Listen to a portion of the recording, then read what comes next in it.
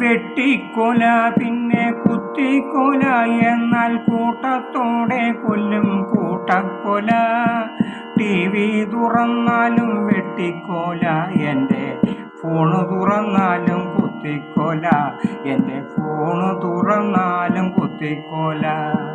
വെട്ടിക്കൊല പിന്നെ കുത്തിക്കൊല എന്നാൽ കൂട്ടത്തോടെ കൊല്ലും കൂട്ടക്കൊല.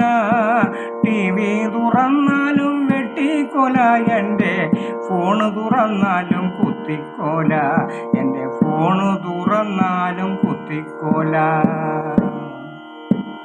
പത്രമെടുത്താലും ചിത്രമായി കാണുന്നു വെട്ടിക്കൊലയുടെ ചിത്രങ്ങളും. പത്രമെടുത്താലും ചിത്രമായി കാണുന്നു വെട്ടിക്കൊലയുടെ ചിത്രങ്ങളും. ഈ മാസം വാർത്തകളെല്ലാം നടുക്കമായി, വാർത്തകൾ കേൾക്കാനും തോന്നാതായി, ഇപ്പോൾ വാർത്തകൾ കേൾക്കാനും തോന്നാതായി. ഈ മാസ വാർത്തകളെല്ലാം നടുക്കമായി, വാർത്തകൾ കേൾക്കാനും തോന്നാതായി, ഇപ്പോൾ വാർത്തകൾ കേൾക്കാനും തോന്നാതായി. വെട്ടിക്കൊല പിന്നെ കുത്തിക്കൊല എന്നാൽ കൂട്ടത്തോടെ കൊല്ലും കൂട്ടക്കൊല.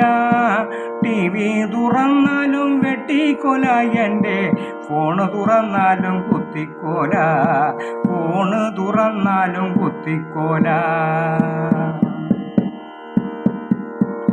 പണ്ടത്തെ കാലത്ത് ഒട്ടും പഠിപ്പില്ല, പണ്ടത്തെ കാലത്ത് ഒട്ടും പഠിപ്പില്ല.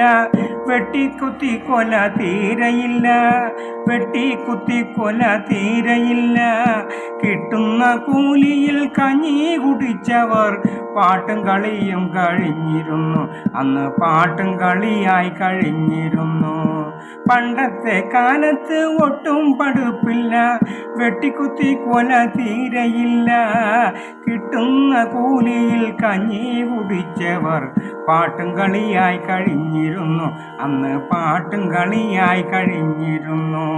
വെട്ടിക്കൊല പിന്നെ കുത്തിക്കൊല എന്നാൽ കൂട്ടത്തോടെ കൊല്ലും കൂട്ടക്കൊല.